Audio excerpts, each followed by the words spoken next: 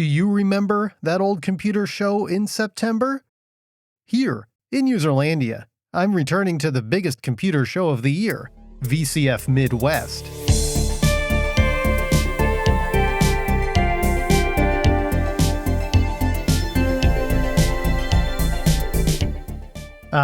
It's my favorite time of the year. Leaves are turning, the air's a little cooler, and the sounds of clattering keyboards fill the air. These autumnal signs point to an upcoming event of extraordinary importance, Vintage Computer Festival Midwest. This year's event will be the 20th edition, and as always, expectations are high. VCF Midwest has found itself as a standard bearer in the scene, and last year it moved to a venue befitting that status, the Schaumburg Renaissance Hotel and Convention Center. I won't be doing a full review of the venue, since it hasn't changed much since last year's video review. But the too long didn't watch summary is that every part of the VCF experience got an upgrade. Exhibits, lodging, parking, food, even the lines. With a year's worth of experience under the show's belt, what improvements could we expect for 2025? One reason VCF chose the Ren as the show's home for the foreseeable future is because there's plenty of room to grow. Last year, the exhibit floor occupied 3 of the 6 main expo hall partitions, and VCF secured a 4th partition for 2025's event. Now the show had 66,000 square feet to host nearly 240 exhibitors. That's 20% more booths than 2024. Aside from expanding the expo hall, the show made other changes to its room utilization. Schaumburg Ballroom E was last year's lounge space. Now it's been transformed into a second panel room. The lounge space is now located on the hotel side of the complex, and those new rooms could serve double duty as impromptu meet and greet space. More on that later. Back to the expo hall, the showrunners rearranged the table layout to take advantage of the extra space. The new layout resembles a butterfly, with wings of horizontal tables spreading from a central column. Throughout these aisles, you'll find almost anything relating to classic computing, and odds are your hyperfixation is somewhere on display. Why not start with the early days of computing? Brian Stewart's Explaining the ENIAC is back with some new ways to explore the groundbreaking system. The neatest one by far is an augmented reality walkthrough, which I unfortunately couldn't capture with a camera, so you'll have to take my word that it's extremely cool. Illinois has a long history of supercomputing innovation thanks to the Argonne National Laboratory, and Wilkie Olin Ammenthorpe's exhibit shows off hardware and software used to build some of the world's most powerful number crunchers. More Illinois natives can be seen at Beehive Bitbunker's bevy of Beehive terminals. Digital Equipment Corporation may not be with us any longer, but its spirit always lives on at many VCF exhibits. A DECnet-powered LAN lets these Windows machines play together at Doug's Vintage Computing. Or if you're allergic to Windows, why not play around with a VT420 terminal connected to True64? Even more DEC fun was on hand at E's Table with this absolutely monstrous alpha server running VMS. Michael Katz's table is decked out with decent DEC gear. When you're done poking around on a PDP-8E, you can also check out his considerable collection of HP calculators. It wouldn't be a VCF Midwest without Forgotten Machines stacking their booth full of machines from the earliest days of personal computing. Will you accept a challenge to conquer the Convergent Technologies AWS? Flashback to the 1970s with your choice of an Altair or a Cosmac Elf at Dave Runkle's table. Next door is Lee Hart, with some early computer kits which show off how we built our own computers before Newegg. Michael Chartier's table collects some curiosities, like a PDP-8 and a Commodore cash register, but you might be more interested in a demonstration of 1977-era CGI in Star Wars. Fans of S100 and pre-IBM PCs made a strong showing this year. Test your targeting skills by taking on this text-based shooting gallery running on Steve Haddle's Sol 20. Nevets 01 has a novel way to control a robot, an Altair. Compete with up to 4 other players in multiplayer Pac-Man served up on a Chromemco 816 at the S100 Projects booth. The Osborne Computer Group returns with a new group of PCs, but their major attraction is computer pioneer Lee Felsenstein. The champion of the Homebrew Computer Club was on site to chat about the good old days and offer some of his wisdom on these very fun signs. Salam Ismail was nearby on behalf of VCF West with some relics of the olden days. Have some Heath kits with Daniel Pelham and his assortment of Heath PCs powered by smooth-running compact flash storage solutions.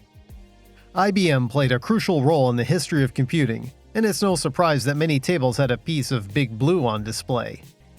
IBM's vision of networked workstations returns at Aaron Polivka's IBM PS2 Obsolete Networking, featuring a functioning token ring network. He also sold me some hard-to-find 30-pin parity SIMs from my Model 3286 to max out its motherboard memory at a whopping 4 megabytes. If you're more into mid-range blue, Mike Mason and Mike Strauss have an AS400 set up with a custom navigator menu to load programs. Play some Pac-Man and sign the guest book with your high score. Kevin Moonlight's miniature ThinkPads and Joshua Conboy's OS2 and U are perennial exhibitors at Midwest, and they'll be sure to satisfy your cravings for 1990s IBM nostalgia. How many Model M's can a Model M model if a Model M could Model M's? Eric Moore's got all the goods for buckling spring buffs. Apple enthusiasts had plenty to see in the expo hall. Traveling all the way from Connecticut is the Retro Tech Foundation, who brought some highlights of their collection to demonstrate the evolution of Apple computers. Pick up and play on an Apple II, or make a movie on a rare black Power Mac 5500 Director's Edition. If you love your Lisa, Sapient Technologies can help you keep it running. Check out the replacement LCD that brought this Lisa back from the brink. Covering VCF can feel like a marathon, so the best way to take a break is to play some marathon. John Robert Laporta's Ode to Network Mac Games lets you relive the old days of misappropriating school or work LAN resources. For those looking for new software for old Macs, Joshua Stein was selling floppy disks which harken back to an older time. I don't need the blue SCSI utility on a floppy, but I sure do want it. Stop by Peter R's photo booth to get your photo printed on a macOS boot screen card. There's no school like the old school, and the Pittsburgh Classic Mac Lab brings you back to a time when Mac LCs lined the tables of your middle school computer room. It's easy to run Windows on a Mac today, but in the past you needed extra hardware to accomplish that feat. Evan's Before VMs shows off the various add-in cards which let your Mac masquerade as a Windows PC. All-in-one Macs come in all shapes and sizes, and John Obst has a greatest hits collection of the iconic Mac form factor. Lilia Rue and Raisinus' PowerPC Oddware showcases BOS, Windows NT, and Apple Copeland all running on period hardware. Do some stuff with Dana Does Stuff and his collection of parts and servers. He was joined by Mr. Macintosh, who brought some of his own Apple gear to show off. Commodore fans continue to show up in force to highlight the company's place in computing history. 2025 might be the 40th anniversary of the Amiga and Atari ST, but another landmark PC is celebrating 4 decades of service, the Commodore 128. John Riney III has brought all 3 variants to Midwest, including the original 128D that we didn't get in the USA. Returning to VCF Midwest is Maiden Ariana and her retro alcove. This year she's brought even more Commodores, including one with a fabulous pink custom keyboard. Rad. We can't forget the SX64 Ultimax, which is back for another year of mega-sized computing. All the gear on display at the Atari Guys table is Commodore kit. How ironic. Machine coders will want to try Monster, Bryce Wilson's modern assembler for the VIC-20. Commodore Man's +1 for the show is a Commodore +4. Style 64's got some more tricks up their sleeves to wring more performance out of the C64, and you can see the fruits of their efforts in games like Hat Trick. Want to try a never-before-seen VIC-20 game from ages ago? Ken Van Musburger recovered the lost version of ICOM's Moonsweeper for the VIC-20 from paper source code. Amiga fans were all over the original breadboard prototypes of the A1000's custom chips. Try an A1200 at Mr. Great's booth, then pick up some of his Amiga odds and ends. Dan Beavers showing off an A3000, along with some nice Amiga accessories. Atari fans come out in force to VCF Midwest, and they won't be disappointed with these exhibits. At the Power of Vintage, they've set up Atari home computers ranging from early 8-bit up to the fearsome Falcon 030. Stopping by in Schaumburg is Scott K's ST Road Trip, where Sega Mega Drives and Atari Mega STs can coexist in peace. At least, until the llamas invade. No, you're not seeing things. That's a rare Atari Super Stacy at the Atari BBS Gurus booth. You can also check out Atari modems and other gear that connected 8 or 16-bit Ataris to other systems. Were you one of the kids in 1978 who had an Atari on their wish list? Well, the Sears Corporation was happy to take your parents' money to make your dream come true, and John Buell's table is full of Atari products plucked out of a Sears wish book. Although, I think the movie cart might be from an alternate future where that catalog still exists. At the nearby suburban Chicago Atarians booth is an Atari Nejum. It's a tweaked Atari 65XE with Arabic ROMs intended for the Middle Eastern market.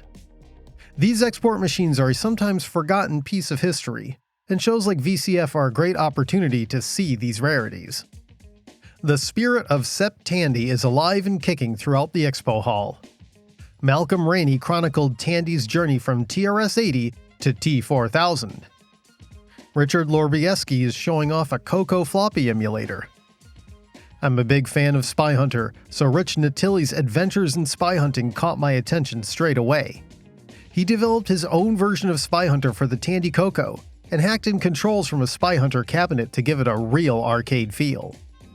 You could barely walk 10 feet without seeing a table featuring an IBM-compatible or PC clone. Taking over the end cap of Group G is Start Me Up, 30 years of Windows 95. I saw it back at VCF East, and is just as good here as it was there. Dude, you're getting a Dell exhibit!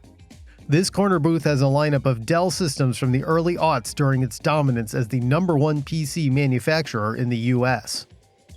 Compaq was an innovator in all areas portable, and at i8386SX's table, we're treated to some fine examples of Compaq laptops, like the Contura and LTE. Make sure you pay your respects to this massive throne of a docking station. Friend of the show Ben Genaria upgraded his timeline of laptop history, with more models and more information placards, and he brought some PDAs as well. Why buy 2 computers when you can get one for half the price? That's the logic behind Sequa Systems' PCs, which can run both Intel MS-DOS and Z80 CP/M, and Matt Jones will be happy to show it off to you. Try out a prototype IBM Desk XX486 PC at the Classical Computing Laboratory, or pick up some parts from their surplus collection. Mixed in with regular PCs are more powerful workstations and servers. The Silicon Graphics User Group and IRIX.net's assortment of colorful SGI workstations is here to show you the power of real-time 3D rendering. Did you forget to fill out your TPS reports? If so, you can make a quick stop at Anytech to log into their systems and get it done. 4 is the lucky number for Whistler's booth, where a quad Pentium Pro server meets a 4-player Halo deathmatch. Video games are one reason folks join the wonderful world of retro, and that includes consoles, arcade systems, and computer gaming in general. You might remember Joe Marlin's It's Just a PC from VCF East, but it's grown considerably larger here at VCF Midwest. Passers-by took an opportunity to try Linux on a PlayStation 2 and Xbox. Sierra Back Online returns this year with an even bigger selection of classic Sierra software running on period hardware. The centerpiece is this giant gateway full tower which I lusted over back in the day. In my opinion, there's no better way to play Space Quest. Ready for a test of your adventuring skills? Try some games written for Evan Wright's Lantern Text Adventure Development Kit. Superstar 64 brought his favorite systems for you to try. Alan DeYoung offered 4-player Nintendo 64 shenanigans. I'm seeing red at Z Meckett's booth, thanks to this dual Virtual Boy setup. It's hard enough to find one in the wild, and now I can say I've witnessed actual two-player face-offs in Mario Tennis. Game Boy players will be interested in trying a new game for the Nintendo handheld, courtesy of Zap Coders. Be it MIDI or chiptunes, the digital music scene is thriving at VCF. Nephrite.fm is back with more Japanese gear to please weeaboos both young and old. Kill some Draculas with some Vampire Killer on MSX, or shoot up some shmups with Toho on an NEC PC. Returning with more digital music history is the OPL Archive, where you can play along to live mod tracker demos on a Yamaha Portatone. Sky Janis's music production workshop is a little bigger this year, with more MIDI kit for you to test your compositional skills. An Apple IIe might not be the first thing that comes to mind for music sequencing, but B. Thurman's Sampling Apple returns to VCF with more keyboards and mixers to boost your music production skills. Maybe you prefer your old music to be a bit more analog. If so, take a minute to listen to some classic cylinders on an old-fashioned hand-cranked gramophone. Try composing multi-track masterpieces at Paul Wilga's booth using a Commodore 64 and MusicPort software. MDCon returns with a new mix of mini-disc players and recorders. The star is the Sony Vaio Compo PCV M350, which is paired with a PC-compatible mini-disc deck like the MDS PC-1. This combination lets a user easily read or record mini-discs with computer assistance. Sinclair fans and their Timex friends were well represented this year, with multiple booths collected in what I call the Clive Cluster. Carl Millis leads off with his display of prototype Sinclair PCs and homebrew carts for ZX Spectrums. Mark Martin brought a Sinclair QL to show off the less popular but still quite interesting successor to the Spectrum. Stuart Newfield had all the goods for ZX81 and Timex 1000 fans. David Anderson's corner booth was covered with oddly interesting variants of Sinclair and Timex computers. And if you're interested in making your own software or accessories, you could pick up one of his books to learn all the secrets of exploiting these 8-bit wonders. Audiovisual systems were an engine powering computing progress, and there's many to see at VCF. Generic Cable is still the headline act, with an ever-growing roundup of the hardware that brought TV into our homes. Avery Grades demystifying a descrambler along with presenting old Japanese TVs. Ever thought about building your own CRT monitor? This guy did, and it's all open source too. Evan Allen and Frank Palazzolo are continuing their work to recreate the custom boards that made the shows and spectacles of Chuck E. Cheese possible. Right, what's all this then? It's Chris Roth's Home Computing in the UK, featuring a selection of your favorite UK micros. Stop by to get some hands-on time with an Amstrad CPC and munch on a jammy Dodger or two. Danielle the Girl Geek is back with her Casio Loopy and a bigger selection of Japanese PCs. If an apple isn't to your taste, maybe you'd fancy an apricot? Check out an Apricot XI at Chip Black's table, where you can test drive Britain's fruit computer. The Berlin Wall didn't just divide people, it divided their computers too. And Noah Burney can show you the differences between computing in East and West Germany. Try the Robotron Z9001 to see the GDR's take on a personal computer. Does your booth need network connectivity? ShadyTel Midwest served as the internet service provider and central office, wiring up booths for phone calls and online service. Chat with fellow attendees and the outside world at Steve K's Diversidial. Experience some classic door games over at the Never Neverland BBS. Tom Major brought back his time division multiplexing equipment. If you yearn for the Wild West days of the old World Wide Web, ProtoWeb will transport you back to the days of 56K modems and frame relay networks. Try out Tim Berners-Lee's original WWW on their next station, and stream some modern-day video to old PCs with WarpStream. Aaron A. Collins brought a sizable collection of radio and computer gear. N9TAX has cooked up a complete point-to-point protocol network.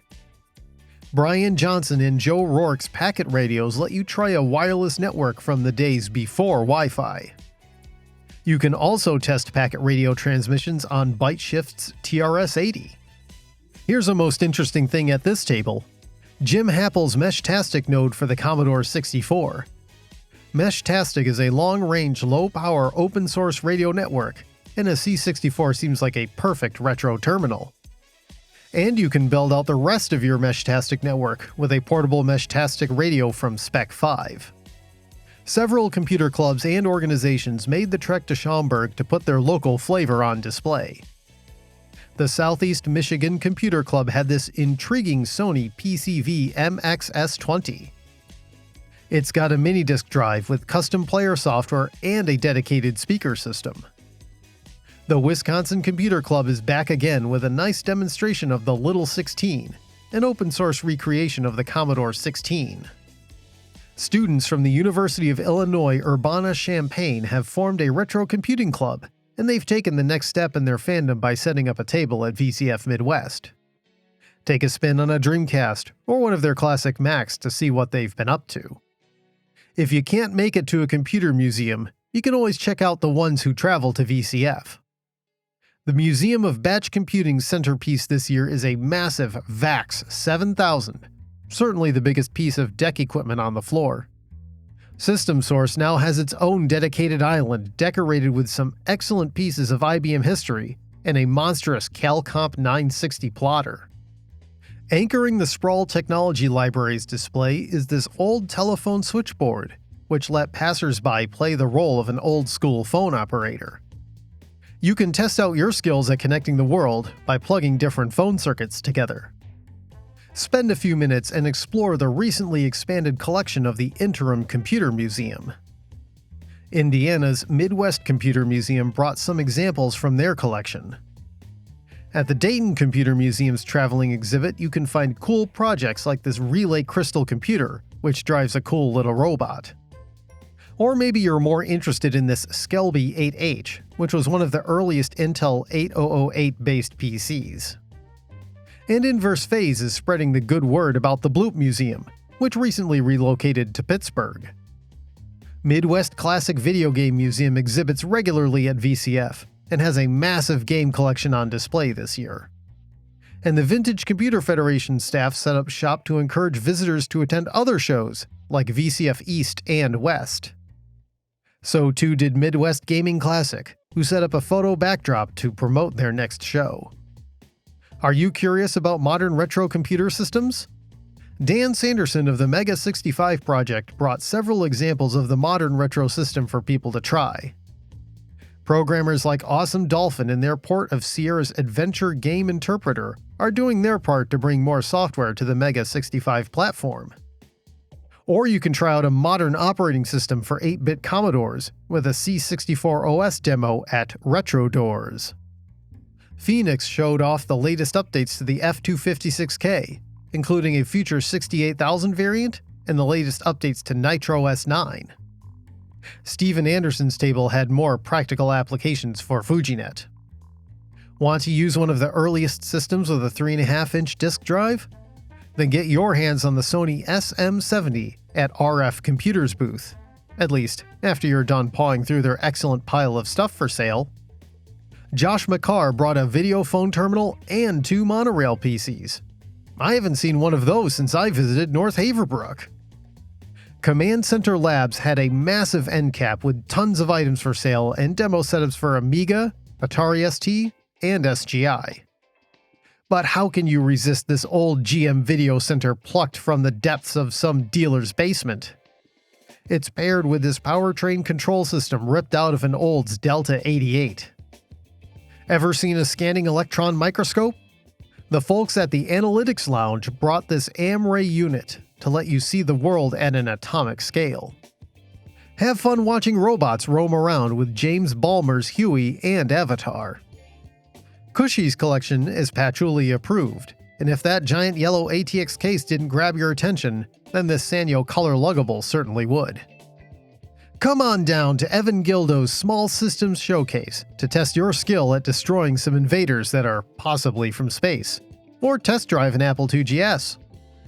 James Wilkinson brought nearly a dozen different 8-bit PCs to demonstrate the diversity of decades past. Take a break for some 1990s gaming at Steve Rundle's Junk Hoard.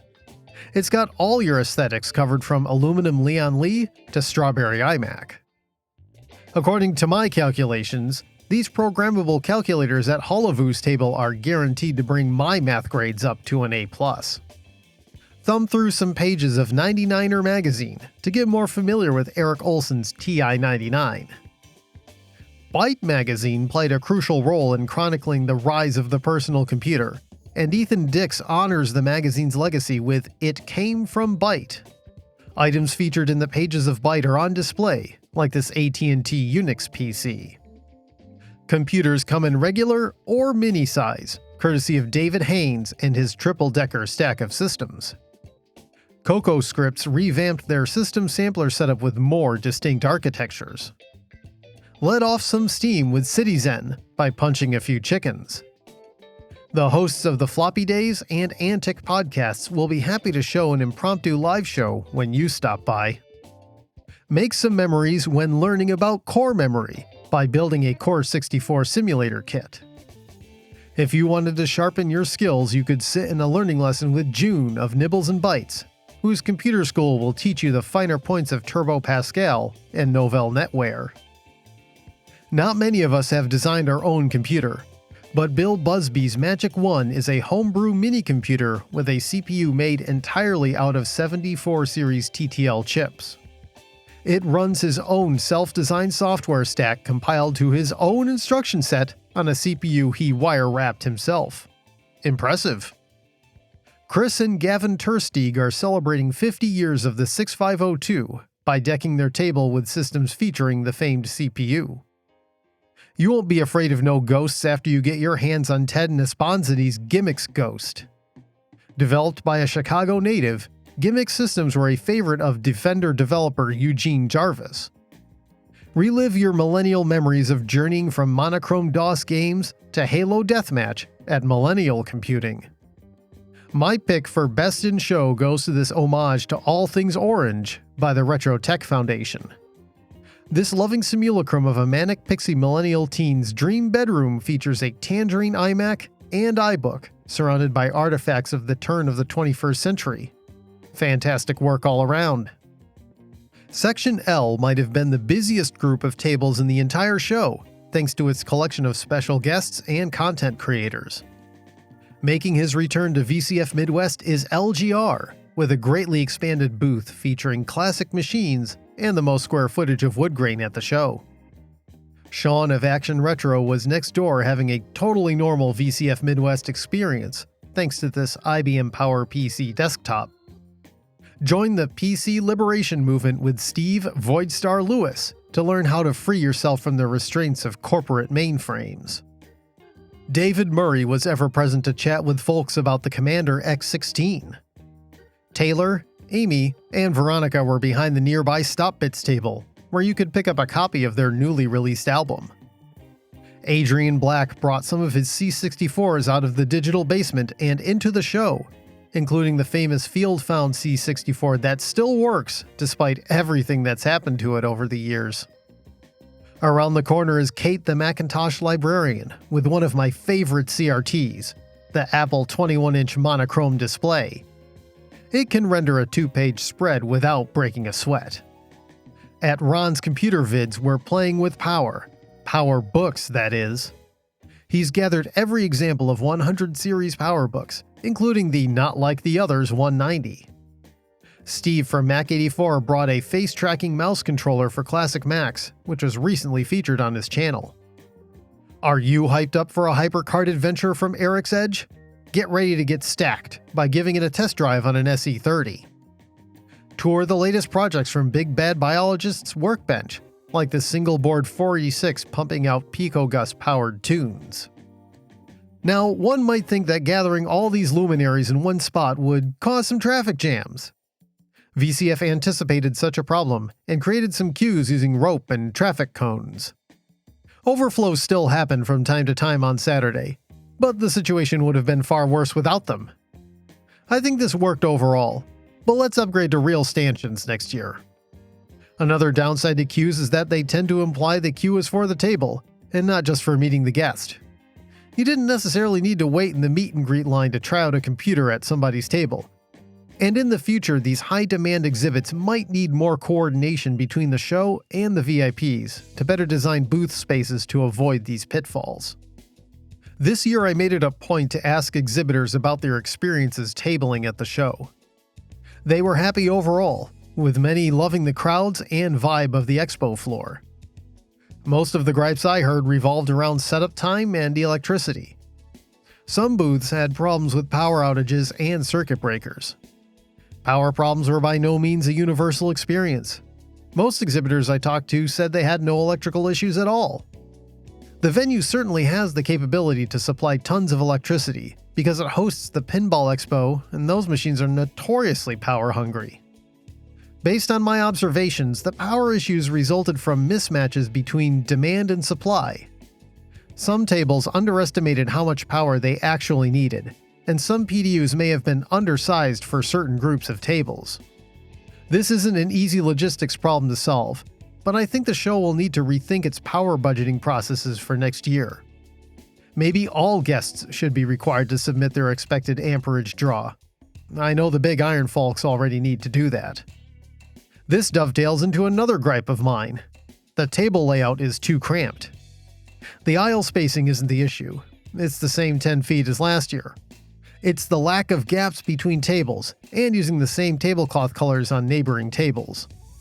I know arranging all these disparate exhibits is a complicated task that gets more difficult every year because the demand for tables outstrips the supply.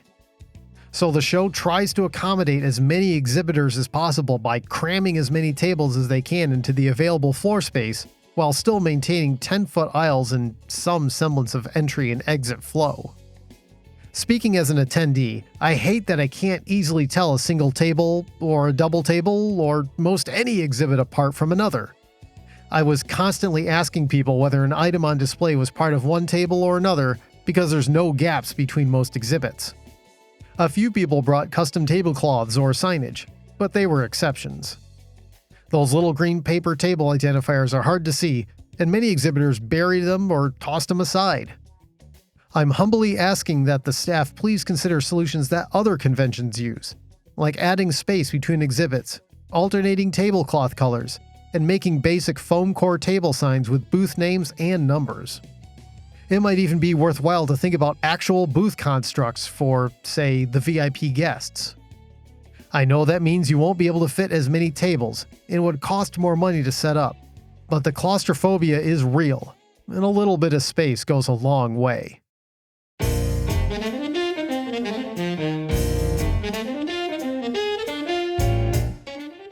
Activities, events, and people.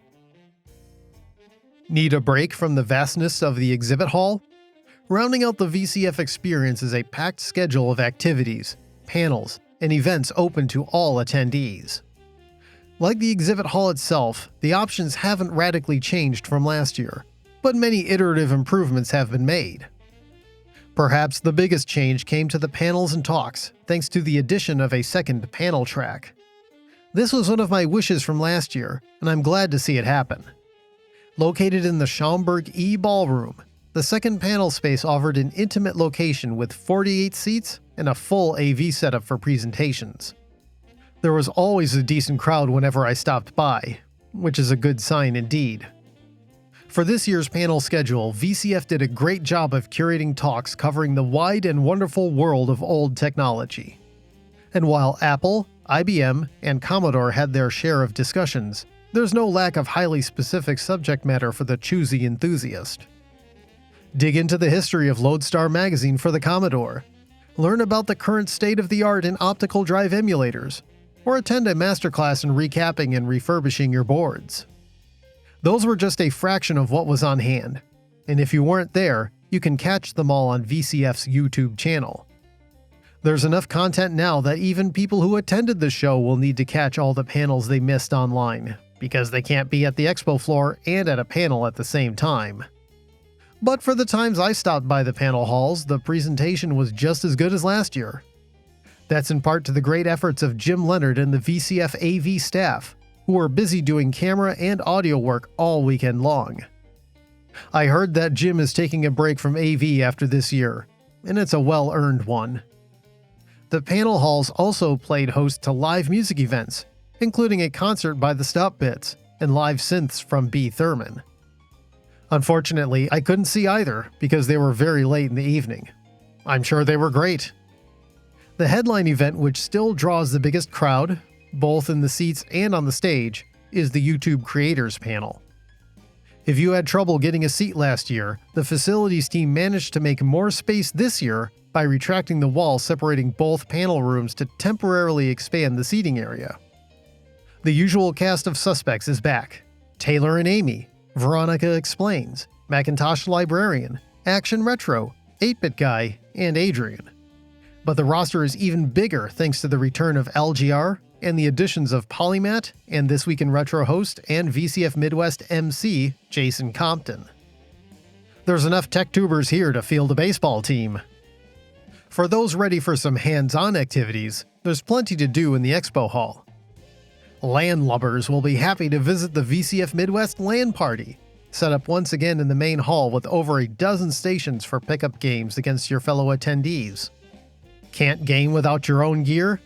Then plop your box down at the Bring Your Own PC section, where there's plenty of room for your Chief Tech Dragon, assuming your back survived the haul from the parking lot.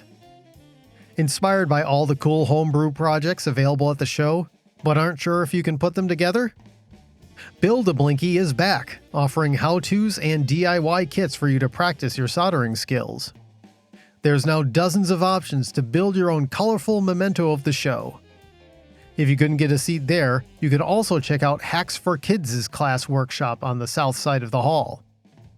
After a long day of walking the show, you might need some time just to take a break, and VCF provides some quiet space for attendees to get away from the chaos. With last year's lounge space in Schaumburg E drafted into service as a panel room, the show needed a new home for lounge space, and it found it in these conference rooms on the opposite side of the venue. These cozy spaces were perfect to hang out with pals and relax. There was enough room that they could even be used for ad hoc meet and greet sessions, like one for homebrew computer club legend Lee Felsenstein. Saturday's other major event was the trademark fabulous VCF Midwest auction. The format hasn't changed much from last year, with Jason Timmons back in his regular role as auctioneer. Thankfully, an auction preview list was available, and the energy in the room was high as bids came in hot and fast. I didn't pick anything up, since nothing caught my eye like last year's Butterfly Keyboard ThinkPad. But I saw plenty of happy bidders winning cool items and replenishing the show's coffers in the process.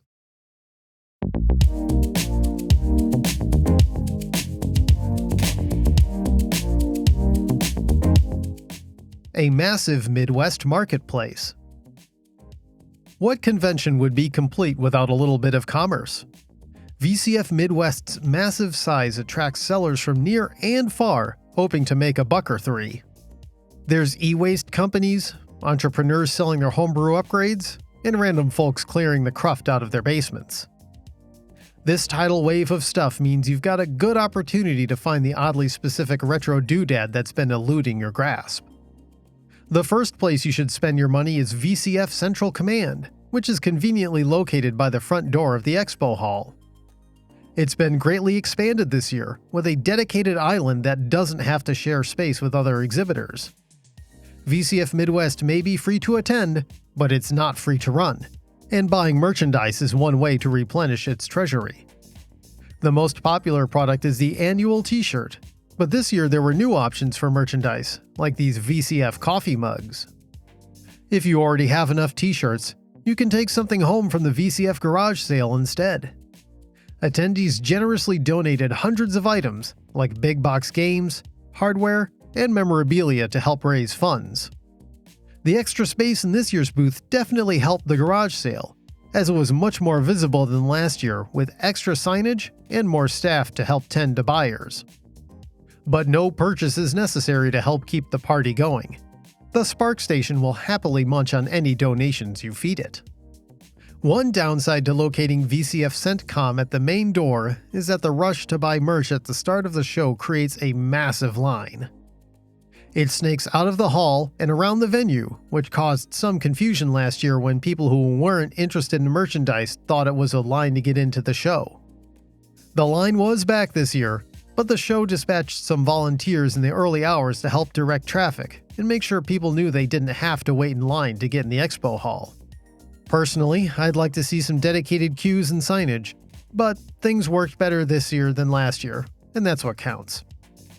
As you make your way past CENTCOM, you'll notice that the northern wall is still the domain of the big resellers, like Bonus Life Computers. You could spend most of the day combing through crates of box software and then nab a C64 to play it all. Walker Computer Solutions didn't just bring computers to sell, they also sold tools and supplies to enhance your workbench. Ecotech had a new supply of old PCs and games, while Ecotronics expanded their selection of hi-fi and audio-visual gear.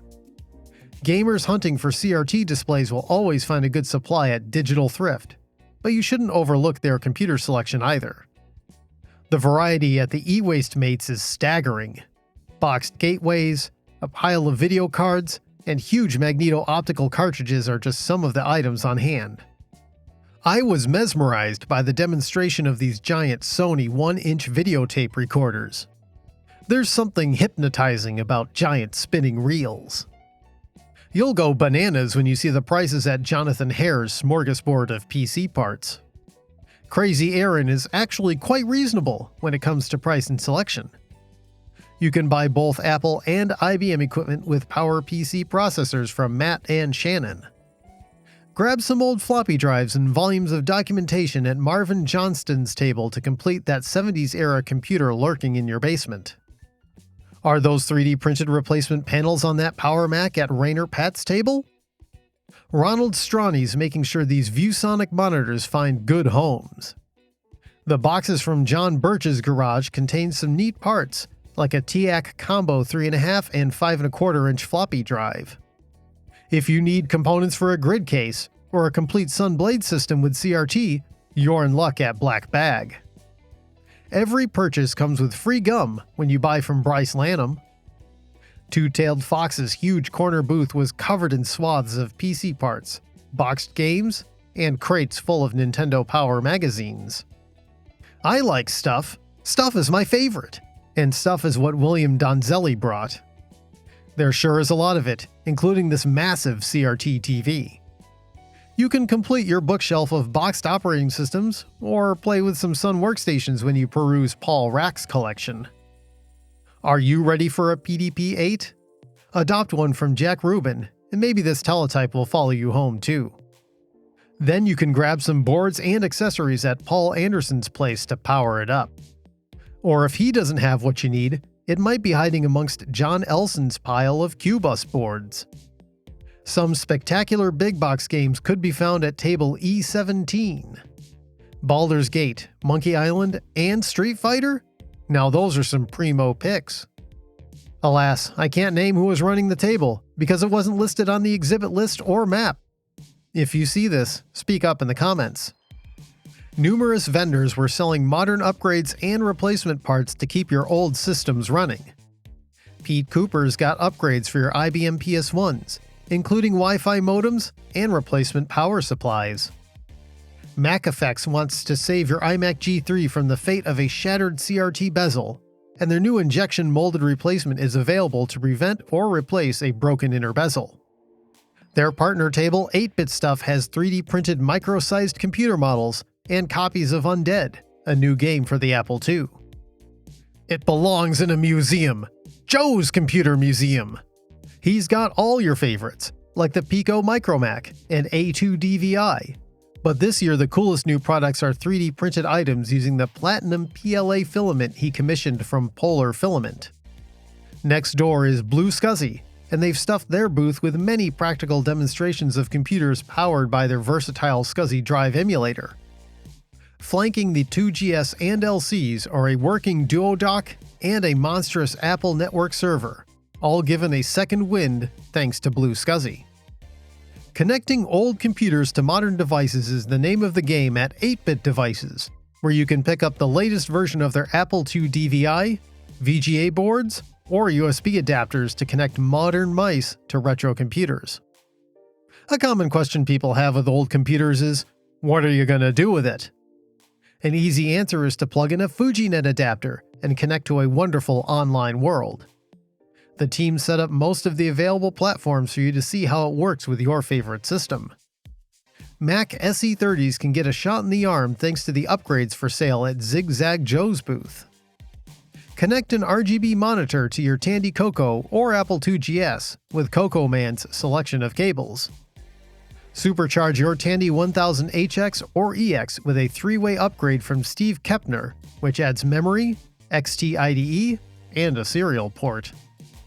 Getting data off your Commodore disks doesn't have to be a pain, thanks to Retro Innovations and their Zoom floppy adapter, which lets you connect your modern PC to an old Commodore floppy drive. Having trouble getting a certain cable for your retro system? I bet 8-Bit Classics will have it, and if they don't, you can always pick up some retro reading material from their book selection. Friends don't let friends use old, failure-prone Commodore power supplies, and the Iowa guys have modern power delivery solutions for your collection of chicken-head computers. If you're having trouble finding an affordable 1581 disk drive for your 64 or 128, Bitbinders is serving up modern single or double drive units to complete your ultimate Commodore setup. If you're looking for Gotek-like functionality for Commodore cartridge ROMs, DDI Project's multi-carts and state freezers might be the fix for you. American Retro Shop returns to serve discerning Commodore and Sinclair owners. It's hard to miss their colorful keyboards, but that's not all they offer. New this year is a pre-built version of the YC64 Commodore Wi-Fi adapter. Do you have an old US Robotics or Hayes modem laying around? You can give them a new lease on life and get your retro computers online thanks to Wi-Fi retro modem boards from Tatler Solutions. No retro PC case is complete without stick-on badges, and Geekenspiel is here to help you bling out your box.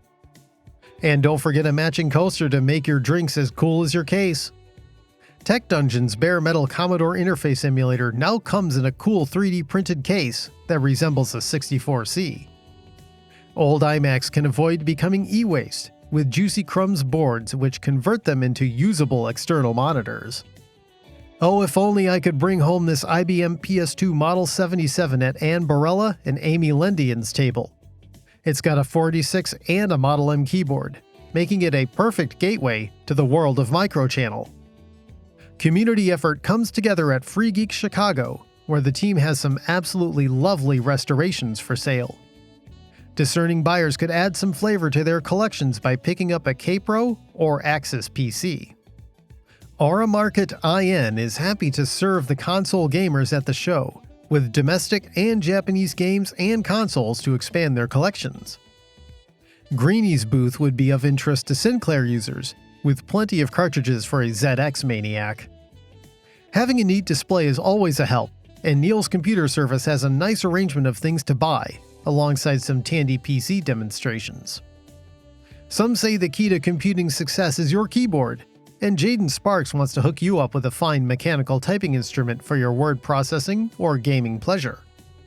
Real Altairs are hard to find, but you can get the next best thing with Adwater and Stir's modern reproductions. Making the trek from St. Louis is the Nostalgia Nexus, bringing a truckload of interesting items like these beastly full tower PCs. You can find that particular old anime you're looking for in Matt Anderson's boxes, assuming that next station doesn't catch your eye first. Are you holding out for a Hero Jr. robot? Deborah Staples had one for sale if you're looking for a new 6808 programming project. You need to keep your eyes sharp, or you'll miss rarities like Bill Staples' Bell & Howell Apple II. Attention VCF shoppers! There's a blue light special on big blue boxes at NK Tech Fix, so make sure to get one before they're gone. Some vendors offered repair services, like Amiga of Rochester, who returned with their usual on-site repair service. But their booth had tons of boxed Amiga software and other helpful items. Sloopy X Malibu was also available to do some on-site repairs and kit building. Chips and cards are just a few things you'll find scattered in Bit History's surplus collection. Are you hunting for an AT&T Unix PC? Max has an example complete with documentation and software. Mike Connick's Apple stand has plenty of fruits ready for harvest. Building a late 90s gaming god box? Rob Gen Collections has the SLI Voodoos to make your dream machine scream. Invite a vampire into your home with an accelerated A1200 from Dragos. Roaming around Sam Mihal's forest of beige towers and PC parts was this cozy coupe mouse. One booth that got a good chunk of my money was the Atari guy, who just happened to have all the things I needed to whip my newly acquired Mega ST into shape. A 2-chip Rainbow Toss upgrade, an ACSI 2SD, and a mouse adapter. Talk about a one-stop shop. You don't have to sell computers and parts to be part of the vast VCF marketplace. Melissa Barron's artwork can bring some color to the walls of your gaming space. Pick up an Adventure Time or classic game-inspired canvas painted by Art by Alley. Chicago Game Space brought a slice of their museum store to VCF, including art books and prints of classic game artwork for the retro art appreciator. Old School Gamer magazine had a table pitching subscriptions for their publication. But if you aren't ready for that kind of commitment, there's always pins and keychains based on old game cartridges. I don't often see networking gear for sale at VCFs, but Wade Meyer had a full rack of switches, along with cables and adapters to help you wire up your retro kit. Grab some S100 and CPM guides from Jim Woznicki's corner booth to boost your before MS-DOS bona fides.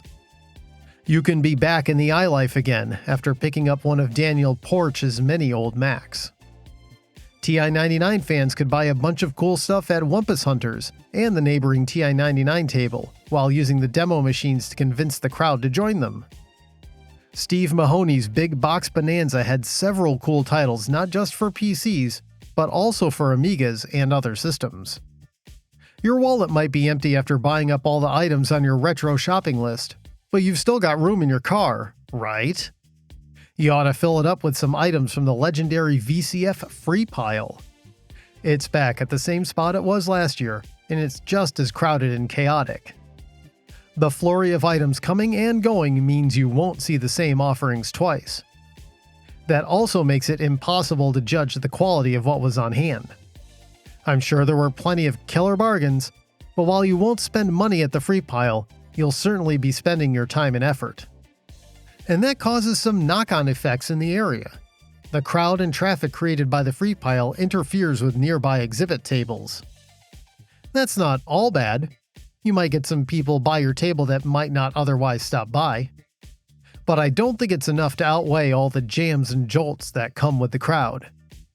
The day will come where it'll need a more dedicated space, and I hope the staff is working on those plans.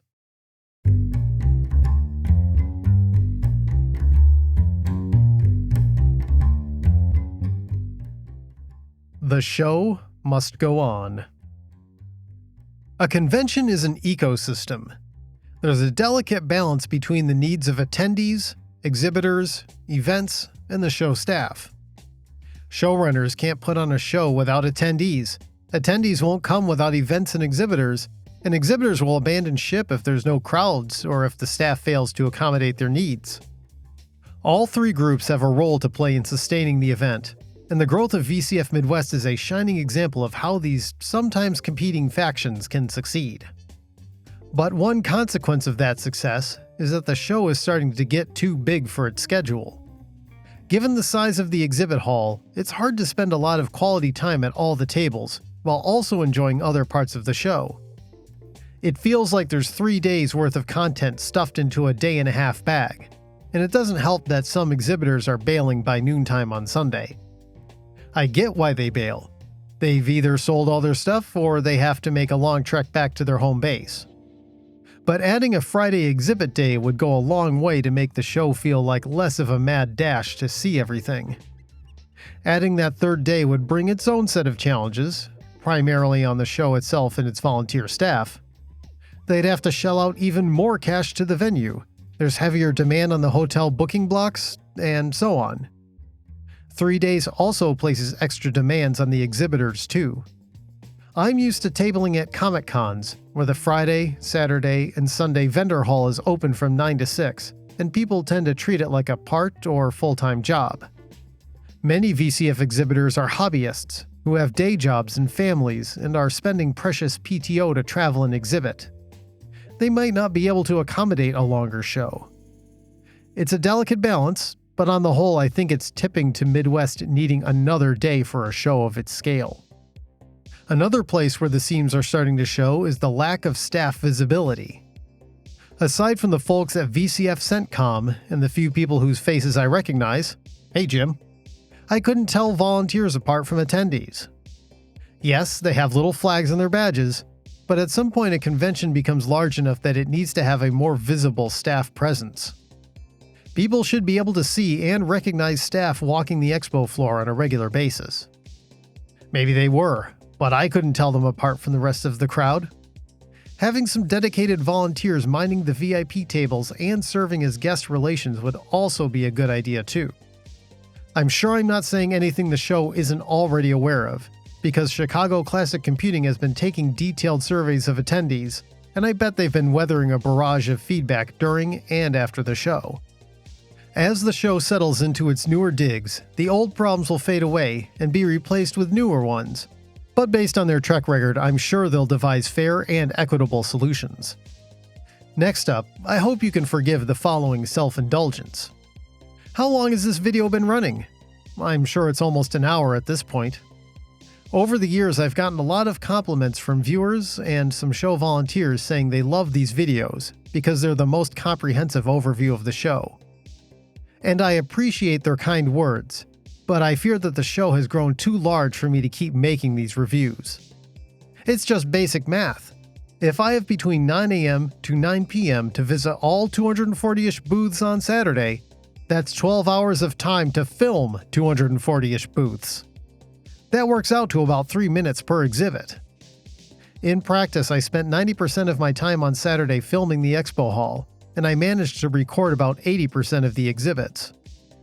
I barely got to attend any panels. I had to duck out of the auction early to do more filming. I had no time to paw through random piles of junk. And my time at the exhibits was spent filming instead of interacting with the exhibits that people invested so much time and effort creating. With the show's growth showing no signs of stopping, I can't realistically see myself being able to provide the same level of coverage next year when they add even more floor space and exhibits. I would need a second person dedicated to helping me film exhibits, and even if I had such a helper, it wouldn't reduce the amount of time the both of us would spend filming. I have no one else to blame but myself, of course. At a certain point, it's folly to try capturing everything at a show of a certain size. Despite my best efforts, I missed a few tables this year because a few people left on Saturday night, or they ended up not attending the show despite being on the exhibit list. I don't want people to feel left out, or think I'm snubbing them, and I'd like to issue formal "I missed you" apologies to the following exhibitors whose footage folders were empty: Russ Fierce, Dave's Retro Video Lab, Clint Thompson, Luke Marr, Matt Reichert, Craig Buchanan, the Antique Radio Club of Illinois, Lori's Lost Treasures, and Tim Williams. Hopefully I can see you next time. And instead of making a video just being one of the things I do when I go to the show, it's now consumed everything around it for me. I've had to put other projects on hold to get this out the door, and it's been a struggle to write new and insightful things. So, for now, I think I have to put these huge wrap-up videos on hiatus. That doesn't mean I won't be going back to VCF Midwest. In fact, I'd like to get back to my Comic-Con artist roots and table at the show next year. It also doesn't mean that I won't make VCF videos anymore. But if I do, they'll likely be in a different format. Stay tuned. And with that, I'll put another VCF Midwest in the books. With a year to go until the next one, there's no time like the present to make some plans to get together with your fellow geeks. If you can't make it to Midwest, don't worry, because new events are popping up and there might be something close to you. My Quebecois friends are already psyched for VCF Montreal. But if you're ready for a unique vintage computing experience, it's time to put Midwest on your itinerary. You won't regret it. That's a wrap. If you liked what you saw, please consider subscribing, and please check out my Patreon if you'd like early access and bonus content. Thanks for watching, and I'll catch you next time here in Userlandia.